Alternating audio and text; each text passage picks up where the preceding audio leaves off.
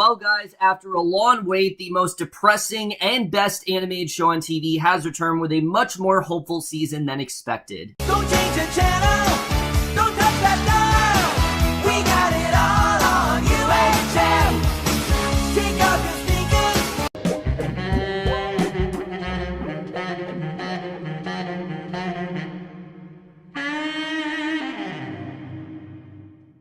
Hey guys, it's Cameron review for the 4th season of BoJack Horseman, and guys, obviously I was so excited to see how the season was going to play out.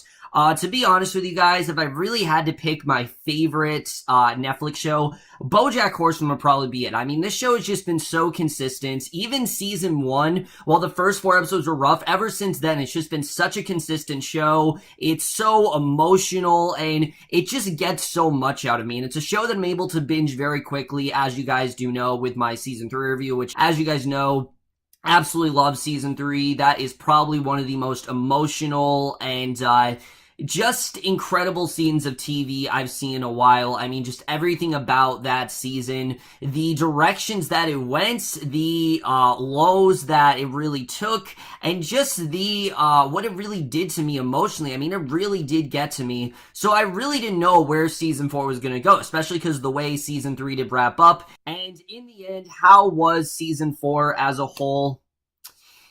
It's not as good as seasons 2 or 3. I definitely will say that. This does not hit the emotional heights of seasons 2 or 3, but it is still an amazing season all around. I mean, I am not at all discrediting this season. There are some little complaints I do have here and there, but it's one of those things where those complaints don't exactly bother me. They're just some things I do think could have strengthened the season even more than they already did. For the most part, though, I absolutely love this season. It's a lot different than we've come to know from this show, and the fact that this show still is able to kind of reinvent itself in its 4th season is just really refreshing, and it really does show how great of a show this is. And you know, it's not doing in the sense where, oh, we're just trying to reinvent the show. It's more deepening the characters, and we're going to get into that right now. But first, we need to talk about everything that goes down this season, starting off with what ends up happening with BoJack. So right off the bat, the interesting thing about BoJack this season is that while he is in it,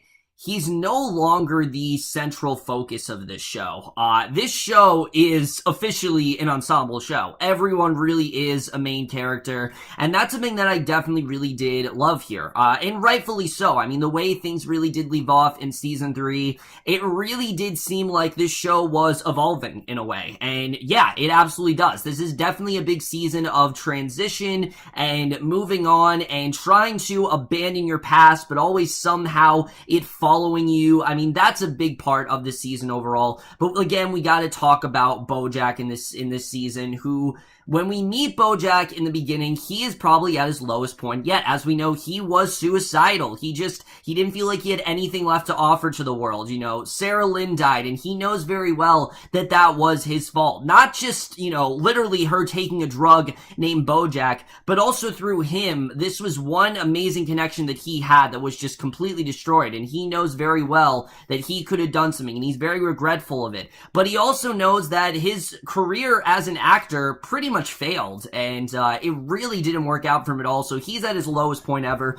But as we know, at the end of season 3, he saw those racing horses, and we didn't exactly know what that meant. You know, where was this going to take him? So he decides to kind of go someplace just to get away from it all and kind of just start from his roots, which is Michigan, of all places, where we find out this is actually where the Sugarmans live. And Sugarmans are one of the most main components of this season. They play a huge role here, and if the Sugarmans weren't in this season, I don't think the season would be as strong as it really is, because the Sugarmans are essentially his grandparents. This is where they grew up. This is where he's kind of come to get away from it all, find some solace, and maybe just start anew. That's really what BoJack's trying to do. He's trying to start anew, even though things keep getting in the way, via Diane, who Diane is consistently throughout these first 2 episodes, she's calling him constantly, trying to get some information as to where he is and what's going on. Because if you remember, the last time he saw her, he basically admitted that he needed her in his life. So she had no idea about him being suicidal or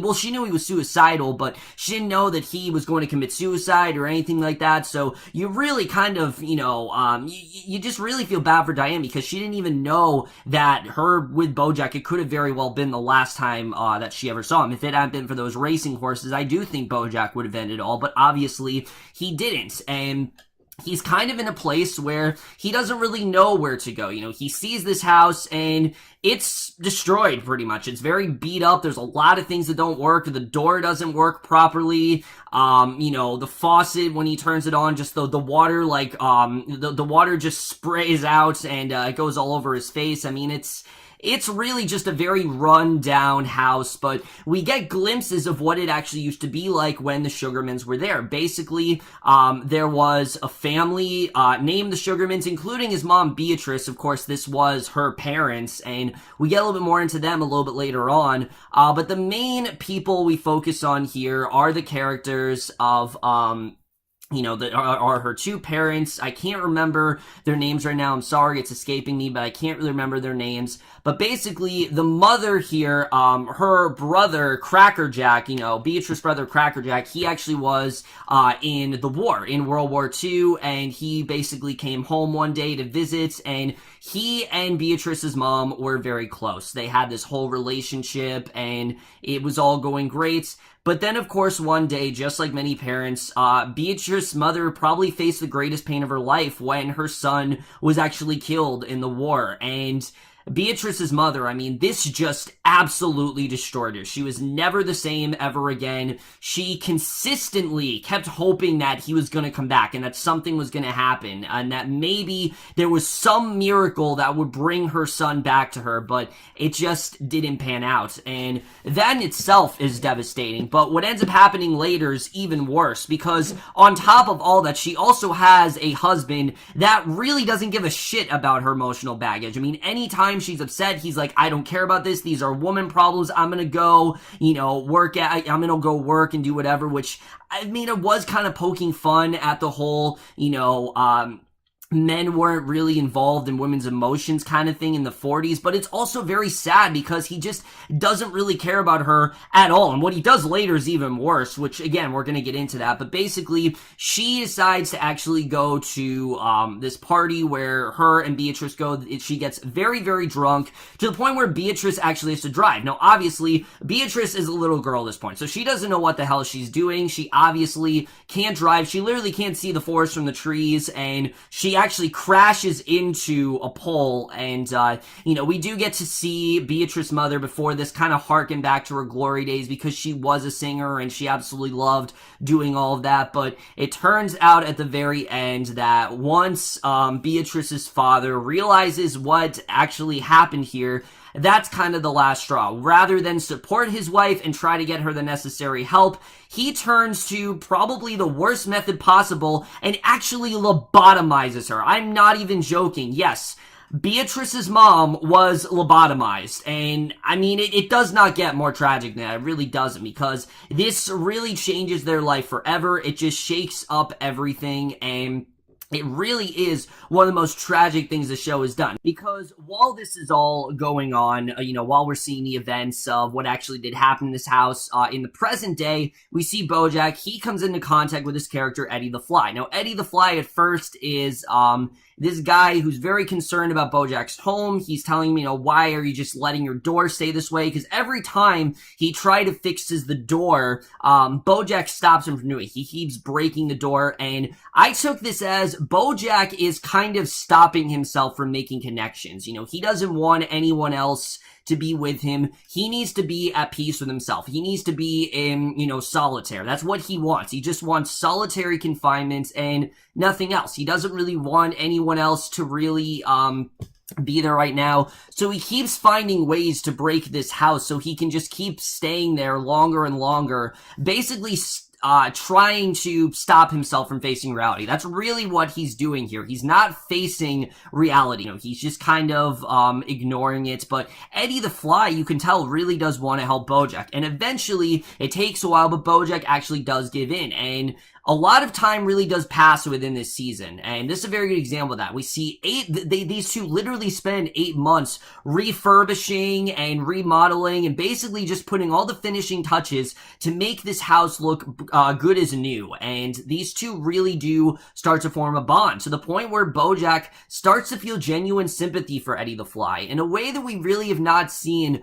BoJack feel before. You can tell before, he didn't want anything to do with Eddie, but throughout these 8 months, he really starts to realize more about Eddie the Fly and also realizes how lost Eddie the Fly really is. I mean, Eddie the Fly is someone who BoJack goes into his house once. He sees Eddie watching this video of him and this girl that, he really did love. I can't remember her name right now, but he really did care about her. And unfortunately, he's a fly, but he just chooses not to anymore. He doesn't fly anymore, and BoJack isn't exactly sure why.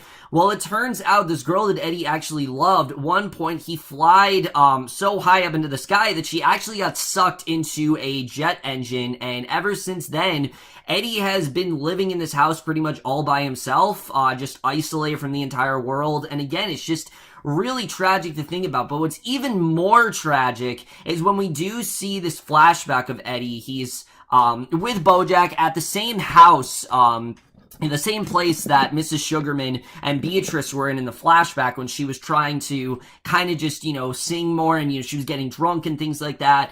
BoJack was trying to find the weather meal, I think he called it the weather meal, because it's like the last thing the house really needed, because he wanted to remodel this house as close to how it used to be as possible. That's really what he wanted here. And he hears Eddie playing the piano and singing this song, and it's the same song that Mrs. Sugarman used to sing. So you do get the sense that these two really did know each other. And again, maybe this is the chance for BoJack to really find out more about his family's origins. However, Eddie the Fly, unfortunately, quickly ruins all of that, because what Eddie the Fly does next, is probably the worst possible thing that BoJack could have gotten himself into, because BoJack tries to get Eddie to fly. He says, look, you're a fly, why don't you do that? You know how to fly, why don't we just do that? And Eddie, basically, he takes BoJack way up into the sky. They fall right into the river, where Eddie tries to kill both of them. Yeah, he literally tries to kill both of them, and he's okay with dying at this point. But BoJack then does one of the most selfless things we've ever seen him do on the show. Not only tries to save himself, even though he's expressed before that this is kind of how he'd want to die, is in, a flood, drowning all by himself. He realizes, no, I'm not going to die here. This is not going to be the end for me.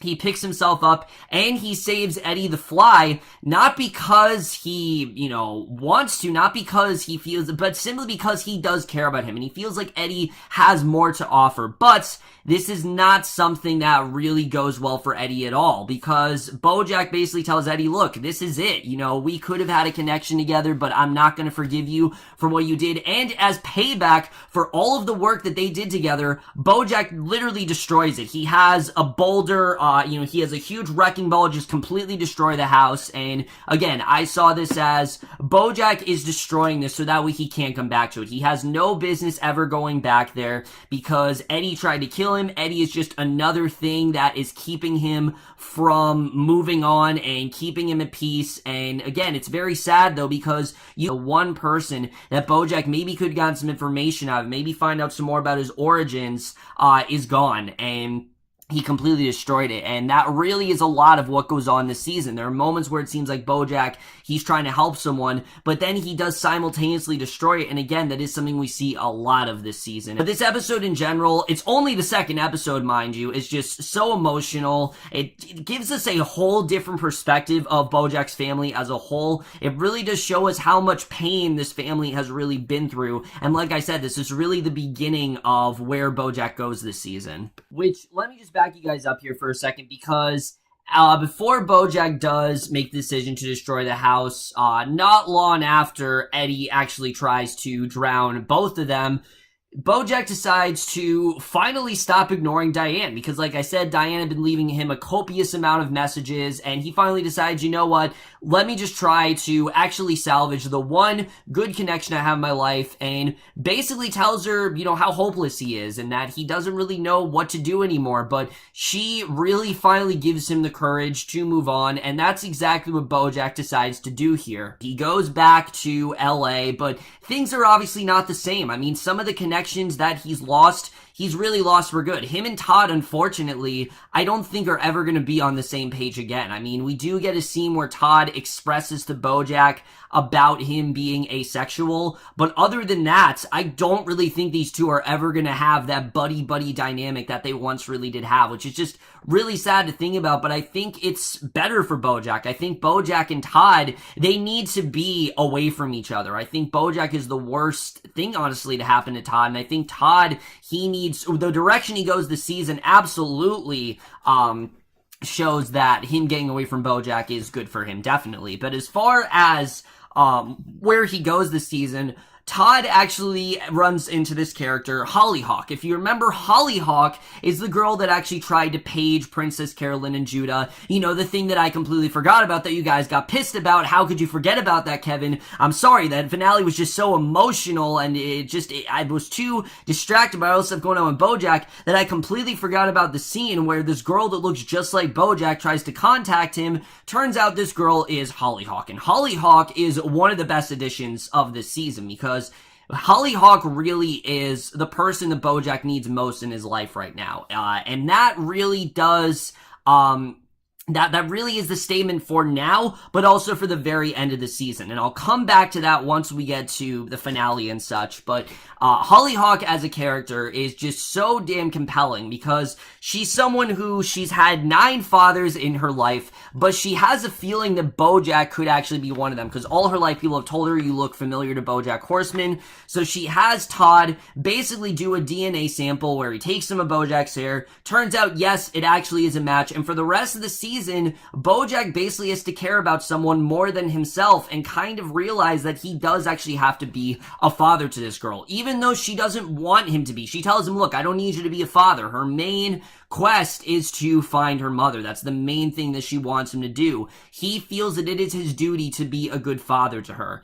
However, her main concern is tracking down her birth mother. That's why she really found him, because she knows that she's related to him, but she's never known who her mother is. So basically, they search very desperately for her mother, going door to door to literally every single woman that BoJack has slept with, but it really is to no avail, and it really doesn't seem to work very well for them at all. But very quickly we realize that BoJack realizes, hey, if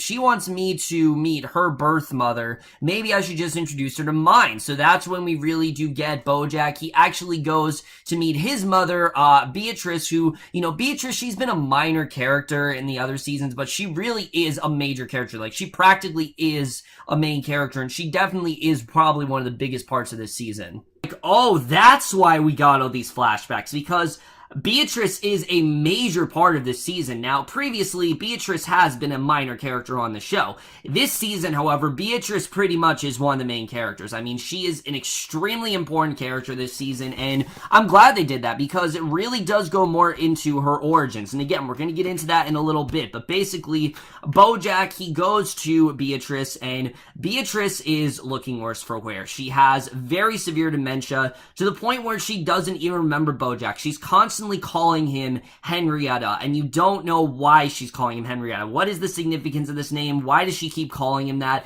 There are brief moments where it seems like she knows she has a son, but she doesn't realize this is BoJack, and you don't know if she's actually faking it or if this is a serious condition. Hollyhock seems to think so. And when she's around Hollyhock, she seems to be fine. And at first, BoJack thinks the thing he needs to do to get Beatrice to remember him is watch Horseman around, because that's when she actually talked to BoJack, even though she hated the show. It seems like that's the only BoJack that she does remember. It's the BoJack that was a successful actor, and that's it. So he decides to literally put on this whole production of Horsing Around, but it actually goes horribly because she hates that show, and Beatrice goes for the remote. She wants to turn it off. She becomes so hostile to the point where they have to get her out of the retirement home, and it's really devastating because BoJack now has to care for Beatrice, the one person that he really wants nothing to do with whatsoever, besides probably someone like Todd or Princess Carolyn.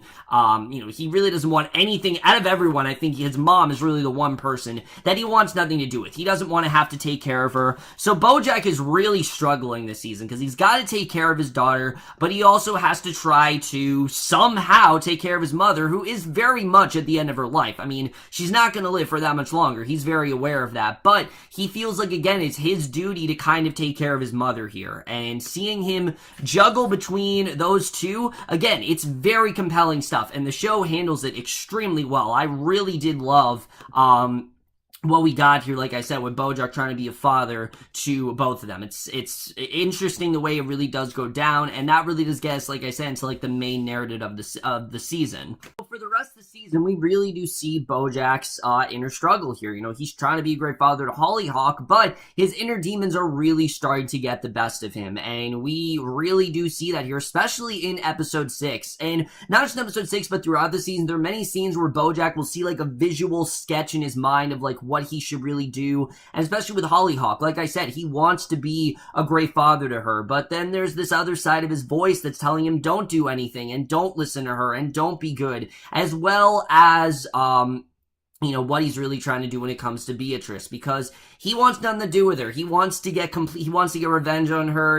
He's just really pissed at her for everything she's done after years of resentment. He really just kind of wants to, give her a taste of her own medicine, going as far as to literally throw a horse that matters a lot to her, which we'll talk about more in, in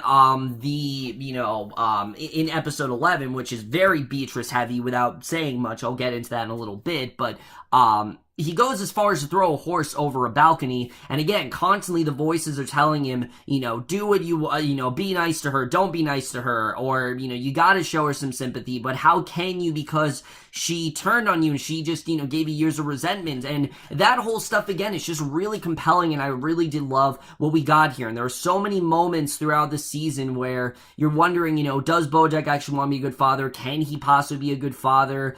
Because I think in his mind, he does want to be a father to Hollyhock, but I also think he doesn't really feel like she deserves him, because he doesn't want Hollyhock to go through the same kind of childhood that he went through, and I think that's something that, again, we definitely do see here, and things really do culminate quickly. Like I said, throughout the season, we see these two trying to bond, even though Hollyhock, for whatever reason, doesn't want to. We don't really understand why, but it makes more sense once we get to the finale. But what this eventually does culminate to is BoJack basically gets like a little brief mention of Hollyhock. She says that, she's getting thinner and she has some sort of eating disorder, and while they are playing cards, Hollyhock starts to feel very woozy, and the camera as well is very woozy, and it turns out she actually does pass out, and BoJack thinks, holy shit, my daughter clearly had an eating disorder, and I had no idea about it whatsoever, so he obviously is freaking out at this point. He's going to the hospital to do whatever he can, but unfortunately, they won't let him in because he has no form of ID whatsoever. He's not a legal parent or guardian, so unfortunately, he's just forced to kind of sit and wait, as is the audience. They're forced to sit and wait, and again, it just really goes into, I think, the emotional baggage of what, and the magnitude of what she was really going through very well here. I think they just very well got into that, and for me, it was definitely one of the most effective episodes here, because you see genuine concern on BoJack's face. He really is very worried about his daughter. He's worried that he's thinking of the worst possible thing that could have happened, but right when it seems like everything has gone wrong for him, because he hasn't heard anything from her, he actually does get an answer, and it turns out Hollyhock didn't have an eating disorder, but Beatrice actually had this thing in the coffee that Beatrice has been drinking for, you expect it to be like days now and for weeks now, where basically it's made her thinner and thinner, this old remedy that she kind of used back in her childhood, which again, we'll get back into that once we get to the penultimate episode, but basically this is what's made Hollyhock turn this way, and at this point, BoJack's just done. He is pissed at her. He can't believe believe she'd do a thing like this, and he wants to send her to the worst place possible for her to get some medical help, and that's really how we end things here until we get to the penultimate episode.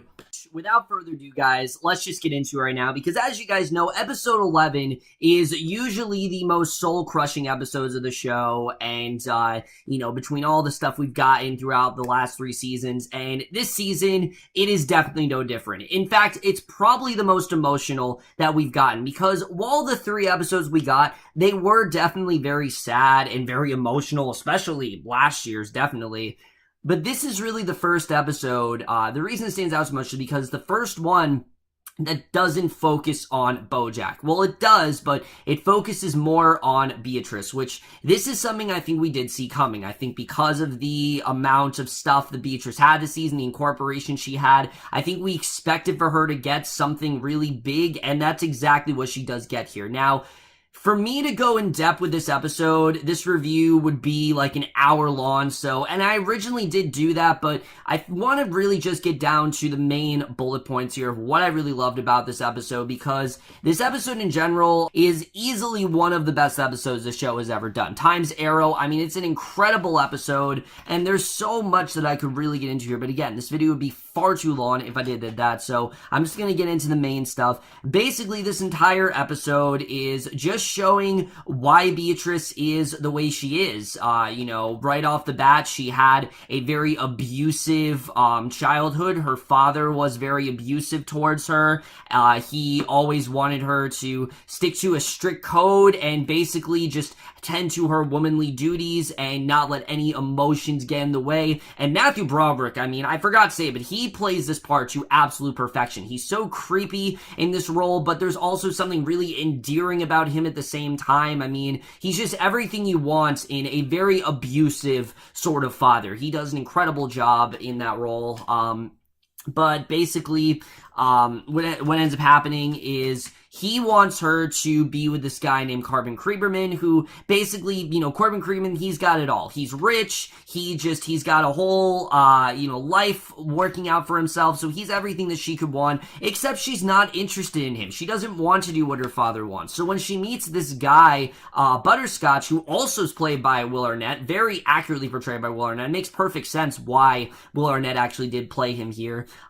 He basically gives her the opportunity to go against her dad, and she decides to take this opportunity, probably the biggest regret that she could ever have in her life, because Butterscotch quickly makes her life a living hell. He's very work-oriented, he doesn't seem to care much about her, he's basically just as bad as her father, and it's terrible for her, and especially once she realizes that Corbin Creeberman actually isn't that bad of a guy. I mean, right when it seems like it's working out between the two of them, they have a very mutual understanding about things, right when it seems like things are working out, she actually does throw up, which again, it was played for laughs, but it honestly is very tragic, because we realize that this Corbin guy might have actually been really good for her, might have actually given Beatrice a really good life, but unfortunately, that's not what happened.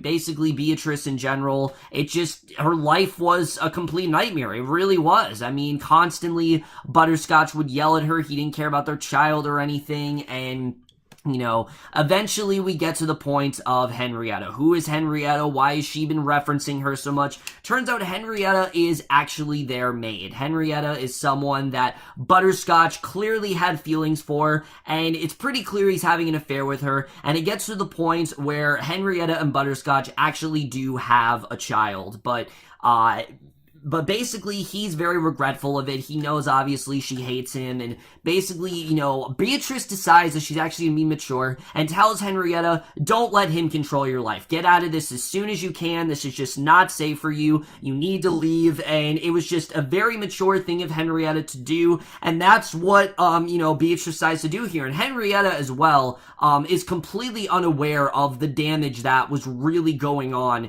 inside that house. Just like Beatrice at a young age was also very aware of how bad her mother really was, and how the lobotomy really did destroy her mother in basically every way. I mean, that's something else that Beatrice was completely unaware of, and again, we really do see very well in this episode. But basically, Henrietta did what she did. She put the child up for adoption, and ever since then, Beatrice has taken out all of her aggression now on BoJack, and you can totally understand it. I mean, am I condoning the resentment that Henrietta really gave to BoJack? No, but she says it straight up to Henrietta that no one's ever been nice to her, so why should she ever be nice to everyone? I mean, they don't deserve her niceties or anything like that. I mean, she just has not had a happy life, and she's taking it out on the people she cares about the most. And I think in reality, she really does love BoJack, and she really wishes that he was a better, that she had a happier life. Because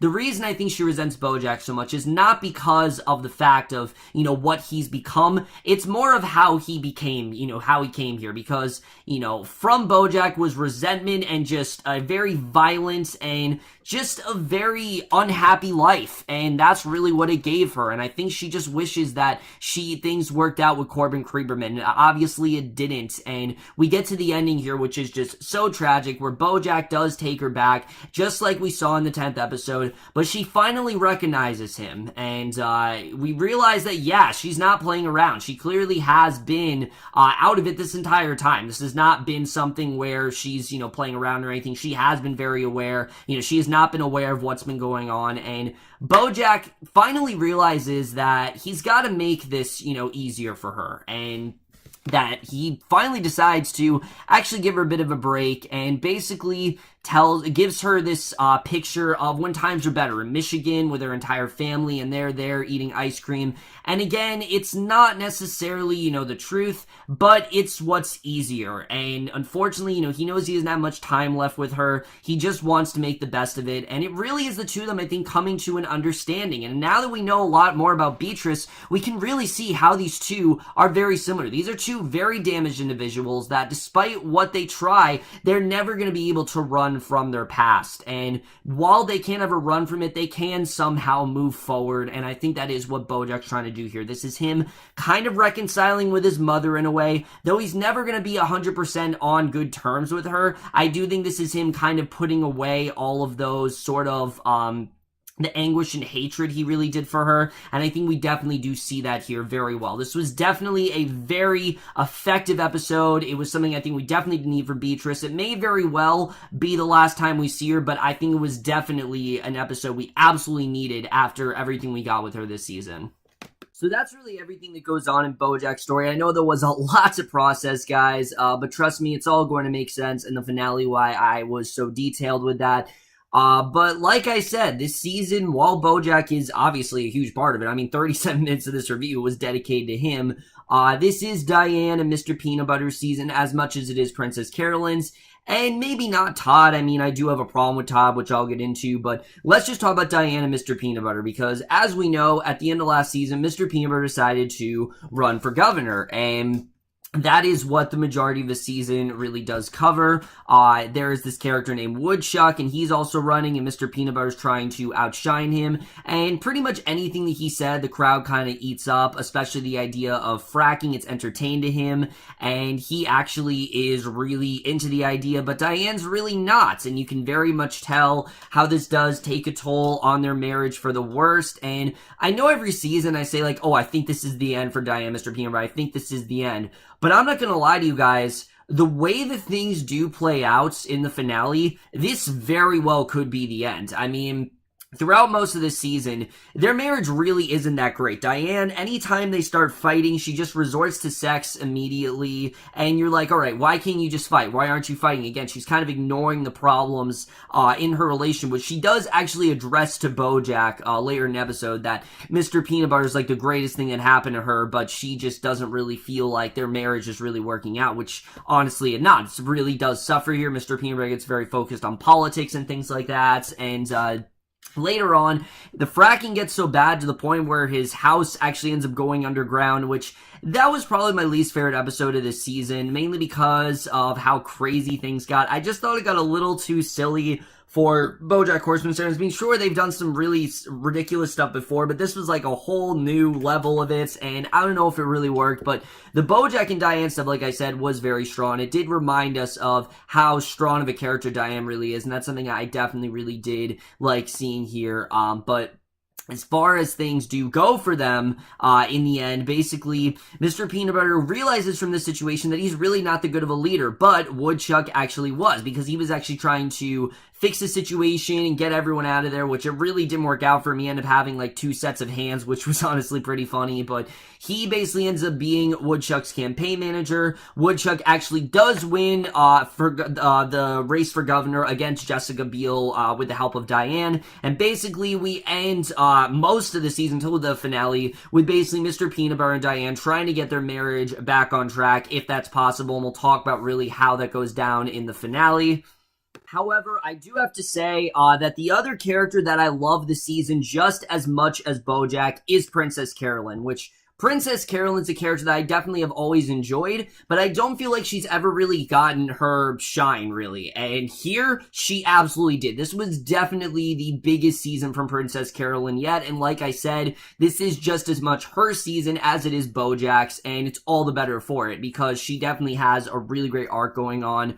As we know, she's no longer working for BoJack. BoJack fired her, and she's now moved on to become, this girl, Courtney's manager, and Courtney is a rising actress, or at least they hope she would be. Her and, I believe, Judah, they're coming up with this movie called Mistaken, which they really do hope is going to put Courtney on the map, and at the same time, she's also trying to maintain this relationship with her boyfriend, Ralph, and they get serious very quickly. You know, they move in together, they live together, and very quickly, he actually does want a baby, and you're thinking, alright, this is gonna go great for Princess Carolyn, and it doesn't exactly go in that direction. Very quickly, the Mistaken plans are scrapped. Well, they're not scrapped, but the movie ends up doing really badly because this whole gun control thing that, this whole sort of fiasco that Diane got into that kind of resulted in banning of guns in LA, which basically meant the movie in general, was just completely obsolete. I mean, they can't, if they remove the guns, there really is no movie, and the movie was absolutely a flop because of that, so that really doesn't work out. But then after that, when Princess Carolyn, in this incredible episode called Ruthie, which, it's narrated by what we think is Princess Carolyn's, great-great-granddaughter, played by Kristen Bell, Ruthie, and, I'll talk about that in a little bit, but basically she goes into, to meet, all of her clients. She goes to meet Courtney and everything, and Courtney straight up fires her, so immediately she's having a terrible day. But again, Ruthie's telling her that there's going to be some sort of happy ending, and that she somehow accomplished this great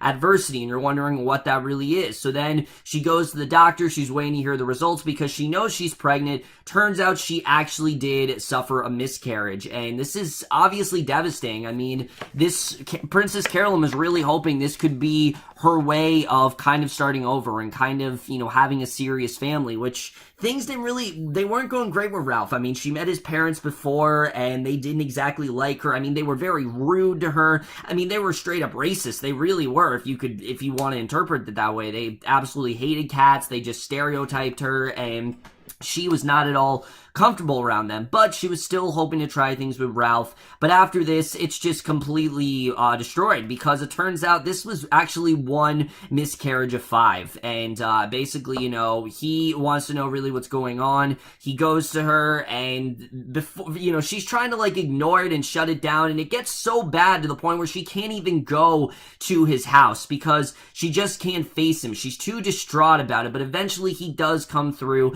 and she basically tells him that, like I said, this is not just one miscarriage. She's actually had 5 miscarriages. Yes, 5 miscarriages altogether, and Ralph had no idea about this, and, he immediately presents her with other options. So maybe we can do this, but she tells him, look, if you're, not willing to deal with this emotional baggage, then we're not going to work together, and things actually go horribly for those two. I don't know if Ralph, I don't think that's really something that she can fix. I think that's kind of destroyed now. I just don't really see her going back to that. But again, we're waiting for that payoff. What is that happy ending going to be?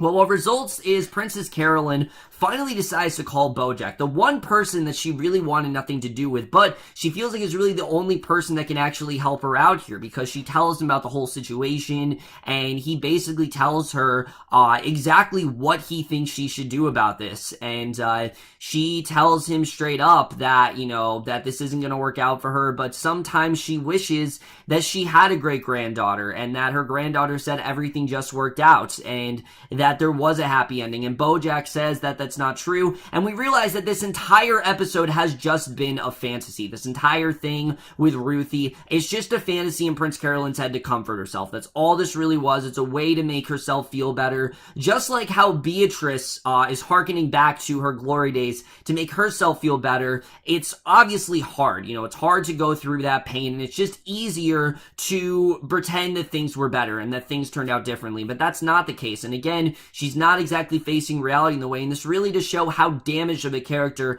Princess Carolyn really is, which I'm sure we've touched upon before, but I don't think we've touched upon it as in depth as we did here, and that's something that I absolutely loved. I thought Princess Carolyn, like I said, she really got the arc she very much deserved, and I was very impressed with what they did with her here. Amy Sedaris absolutely killed it, and you know, I think it's been a long time coming for her to get her centric episode, but this was definitely warranted. This was easily one of the hardest episodes to watch the show. I mean, sure, the you know, episode with BoJack's mom was obviously very hard to watch, but this was even harder to watch just because of the subject matter of it all and everything that Princess Carolyn went through. But definitely, I think after this episode, her getting the lead here was definitely warranted.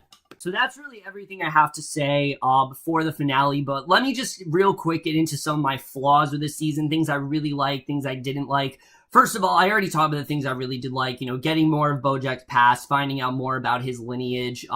I did think gave us a deeper connection to these characters that we just didn't really see before, and that's really the same for Princess Carolyn, Diane, all of them. The fact that they turned this into an ensemble show and chose to focus on those characters, I mean, there's a whole episode 1 of the show, BoJack's not even in. It just really shows how great the characters are here and how much they really have evolved, and how we don't even really need BoJack for the show to be good. He's not the thing that anchors the show. I mean, sure, Will Arnett is phenomenal as BoJack. He really is, but even an episode where BoJack isn't even in it, which episodes 1 and episode 11, BoJack is barely in. Episode 1, he isn't in at all. Episode 11, he's barely in, obviously. But the fact that they did that, I thought was just really interesting. And like I said, this show really does find ways, still in season 4, to reinvent itself and still tell stories in a very unique way. I mean, episode 7 takes place in the span of 10 days of Mr. Peanutbutter, you know, trying to get out of his house and try to fix things. And it gets, again, it goes to like really crazy lengths, but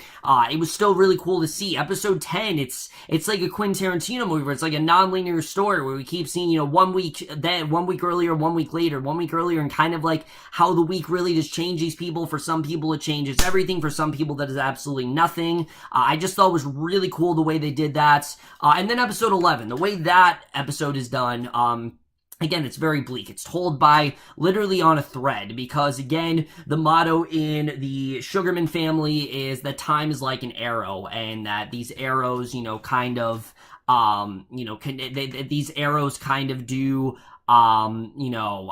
time's like an arrow in the sense where time passes, but time doesn't pass. You know, stuff sticks with you, and that's something I think Beatrice really doesn't want to miss, that the stuff really does stick with her, and that she did have very deep trauma. Same like how Princess Carolyn also had very deep trauma that she can't really escape. Same how BoJack also has deep trauma that he can't really escape. Even Diane has deep trauma that she can't really escape, and that's something I think we definitely did see here. And like I said, all the characters really do have a lot of interesting stuff going on, except for Todd. Sans Todd. Todd is really the only character here that doesn't have as much going on. And again, I've never been the hugest fan of this character because I feel like they just use him for comedic stuff. And sure, it's fun to see, but to me, it holds the show back. I mean, I love the comedic stuff. I really do. Don't get me wrong. But they set Todd up in a way where it seems like he's going to have this really interesting arc, and then they just don't really do much with it. Todd starts off the season, you know, he's come out as asexual, and he's trying to figure out how to kind of go through life that way. You know, he gets all these different ideas where, oh, you can be asexual, but you can still be in a relationship and things like that, and he talks about how he wants something actually meaningful. He doesn't just want this fake relation with Courtney because, Princess Carolyn and Judah, they were going to try to kind of frame things. So this was just kind of, sort of a ruse type relationship to give Courtney more publicity and things like that and get her to be more liked and get America to fall in love with her and all that kind of stuff. But Todd's not into the idea. And again, that really does salvage a lot. And after that, Todd doesn't really have a lot going on. He gets involved in this ridiculous clown subplots, and I just feel like they didn't give Todd as much to do as they really could, and that to me was a problem I did have with this season. The only other problem that I really could say, like I said, the Diane and Mr. Peanutbutter stuff, I still really did care about that story, but the political stuff I really was not as into. But the season did have a lot to say about America's politics, and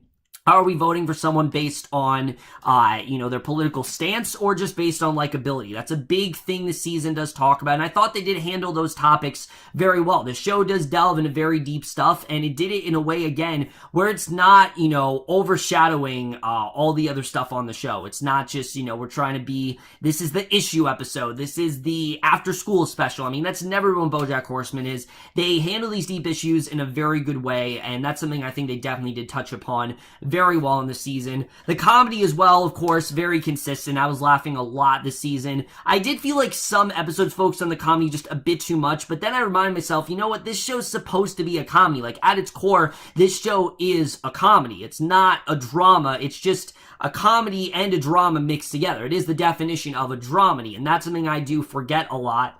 And I'm glad this season did very much remind me of that, and that's something as well that I definitely did enjoy, is how much the show is able to get emotional stuff, but then it has this fantastic levity to it, and that's something I always have absolutely loved about the show. So now, guys, with all that said, I do actually want to jump into the finale, which, I don't have a ton to say about this one, but there was definitely a great amount of stuff that happened here. Not to the level of Season 3. Season 3, I think, is still the best finale the show has done and easily the most effective, but there still was a lot going on. So I'm going to go from, I think, most important to least importance to of most importance. Like I said with Todd doesn't have a ton going on here, but the finale really did make up for it, because it turns out there's been this girl that he's been talking to, and she definitely does have a crush on him, but it turns out she's also asexual, and she tells Todd that, look, just because I'm asexual doesn't mean I can't be in a relationship, and she wants to be with him because he's also asexual. So this kind of gets Todd thinking, can he be in a relationship with someone if they're also asexual? Is that actually possible? And I think that's definitely something we're going to see next season. Like I said, I wasn't the hugest fan of what they did with him here, but this really did make up for it, for me at least. I definitely did like what we got. And then Diane and Mr. Peanutbutter, their whole plot line in this episode is basically them. They're trying to find a new house. Obviously, as we know what Mr. Peanutbutter did, their house is now completely gone. So basically they find this house through one of those virtual reality lenses, which I love the little gag of Mr. Peanutbutter thing that was actually real. I thought that was definitely really fun and clever, but basically, while looking through these lenses, they do find this house, and it seems like everything's going to go great. But when Diane steps in the house, she finds Mr. Peanutbutter has completely redecorated to the point where it looks like the castle from Beauty and the Beast, and she's horrified. And Mr. Peanutbutter's really surprised because this is all she said that she ever wanted, and she tells him that it was more metaphorical and that she didn't actually want it. It was a fantasy in her head. She didn't actually want it to become a reality, and she starts to talk to him about how she's always kind of seen the silver lining in their marriage, and she's always kind of looked at that shine, but the shine is clearly going away, and basically it looks like this could be the end for these two. And Diane, basically, she needs to be in a place where she's happy with herself and she is confident with who she is, because, let's face it, Diane, I don't think is truly in a good place with herself. She does not have a family that very much respects her. She's drinking a lot. She has a husband who goes out of her way for her, but I honestly think that this is not really working out for Diane, and I think these two really do need to go apart for a little while, and I don't know if this is actually going to last. I honestly think this could very well be the end of this relationship, and I think this scene very well does show that, so I don't know if this really is manageable. It could be, like I said, I thought season 2 was going to be the end for them, but this, I especially after the way things wrap up here, it just seems like Diane herself feels like she can't really handle this anymore, and I just don't know if they're going to be able to fix things here. So we'll have to see the way that really does turn out. But now let's get to Princess Carolyn, because Princess Carolyn has a lot going on. Like I said, after her whole thing that goes down with her miscarriage, she's pretty much on a bender. She's drinking a lot, she's hanging out at Todd's place, and she's just kind of really down in the dumps. But then this script comes to her, and almost probably the best time possible, the best thing that could possibly happen to her happens, and this is where she really sees, you know, the light bulb kind of goes off, because she gets handed the script, and she's like, oh, no, I'm not into it. You know, it's not going to go through. I'm just not into the idea of doing anything right now. She's just not in the mood for it. But this script came at exactly the right time, because not only does she completely adore this script that this actor gives her, but the name of the script, the title, is actually what she was going to name her and, her and her boyfriend's aforementioned child. That's obviously not alive anymore, but this is what she was going to name the child, and this gives her purpose. It finally makes her realize, you know, her and Ralph's child, yes, it didn't work out, but she wants to make Filbert a reality, and she's destined to do whatever she can to do that. So she tracks down every director that she can, and she eventually gets to J.K. Simmons' character, whose name, of course, is escaping me. I just can't think of his name right now, but basically she brings up the idea of BoJack Horseman. He says, all right, I won't do it unless BoJack's involved. So she realizes that she actually does need BoJack for this, and she goes up to him, and you're thinking that, no, there's no way he's going to take this role, but he actually does take it, and he says, look, if you want me to do it, I'll take it. So it looks like these two might actually be back on good terms. I mean, these two have been very distant throughout most of the season, but this might actually be the thing that really does bring these two together, and I'm definitely interested in seeing how that does turn out.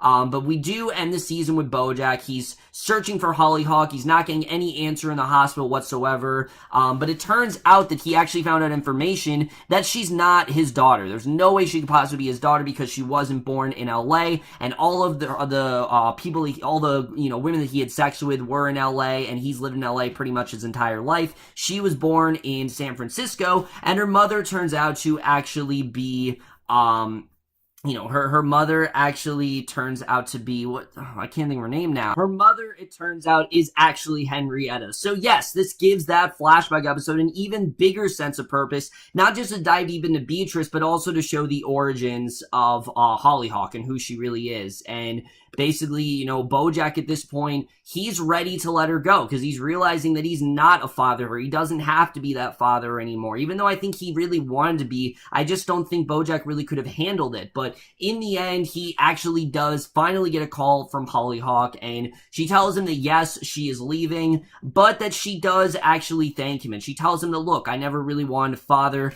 but she says that she did in fact want a brother. So yes, Hollyhock actually is a sister, and we finally see a glimmer of hope appear as BoJack, for the first time in a while, gives us a genuine smile to show that he actually is happy, and what he's going to do with this revelation we'll have to see, but that is the way this season ends.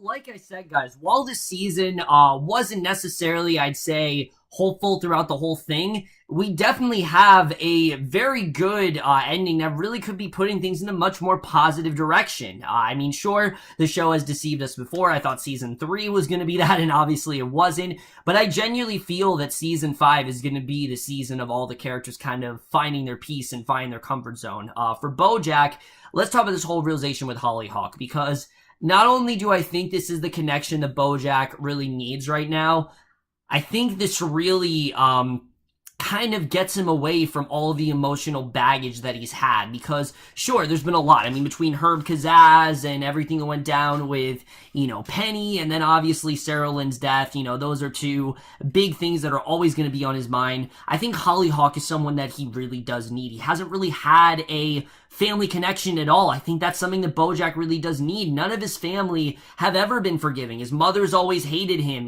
She's wanted nothing to do with him. Hollyhock is the first person in his lineage to actually want something to do with him. And the fact that they're going to have this connection, I think is going to be something we just really haven't seen before. In fact, none of the characters really have the great of a connection. Even Mr. Peanutbutter's brother, as positive as Mr. Peanutbutter can be and optimistic as he is, he still doesn't have a very good relationship with him, as we know. So I think the connection between BoJack and Hollyhock is going to be unlike anything we've seen before. And I think, honestly, it really is going to help him. I think definitely, like I said, this is the thing that BoJack needs right now, and I can't wait to see where that does go trudging forward. And then as far as things go with Princess Carolyn, I think he took this offer for 2 reasons. One, he wants to fix his relationship between him and Princess Carolyn. You know, they've had such a deep past here. They've worked together pretty much their whole life. How could he say no to her? Two, as we know, BoJack wants roles like this. He wants to be taken seriously. He doesn't want these cartoony, ridiculous, just throwaway roles anymore. He wants something serious. Secretariat was that chance,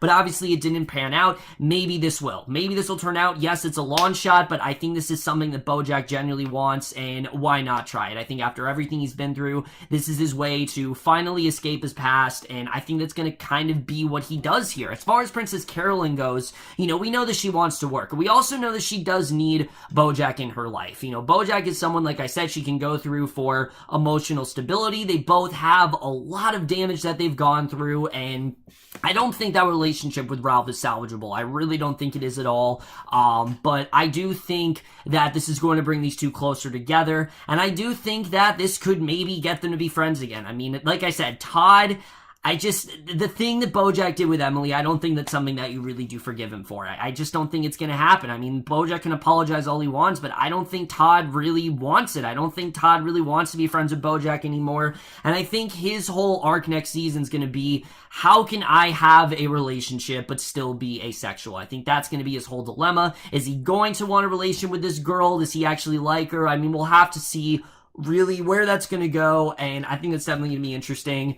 Diane and Mr. Peanutbutter, again, not so hopeful. I think these two, their relationship's kind of destroyed. I don't really see this going in a hopeful direction. I kind of see this just kind of tearing at the seams, and I think Diane sees this as an opportunity to get out of here, and I think, again, she needs to be more comfortable with herself, and Mr. Peanutbutter is literally giving her everything she could ever want, but I think she's just not in a happy place right now, and I think until she really does find that place where she's comfortable with herself and able to really, you know, get out how she feels and let her voice be heard, I think she's always going to be like this, and I think it's going to be that way, like I said, until she really decides to do something about it. So we'll have to see where that's going to go. I think that definitely is going to be very interesting, and I just don't really see things working out for them, unfortunately.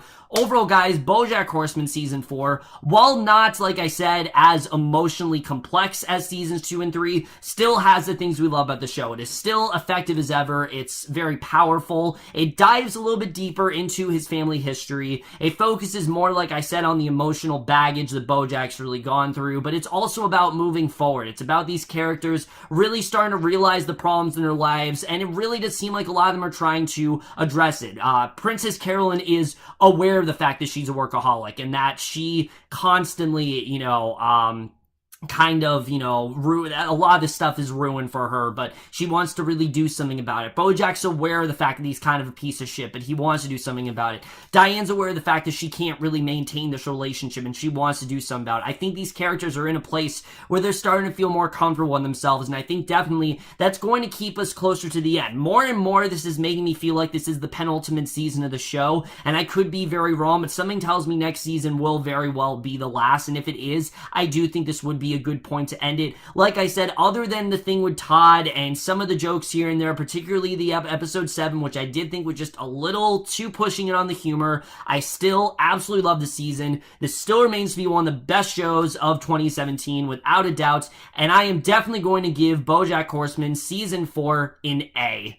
With that, guys, that's it. BoJack Horseman Season 4 is now over. I know this video was very long, but so was Season 3, so I think you guys probably imagined this was going to be quite long. But let me know what you guys thought of this season. Love your thoughts on it. Did you like the way the season turned out? Did you not like it? What did you think of the way things went between, you know, did you like how we got more of an in-depth look at BoJack's lineage? What did you think of the ending of the season? Just let me know anything you want about BoJack Horseman. But that's my review. Hope you enjoyed. We'll see you guys in my next video, and I will see you guys for that. Okay, bye. It's so lonely when she's not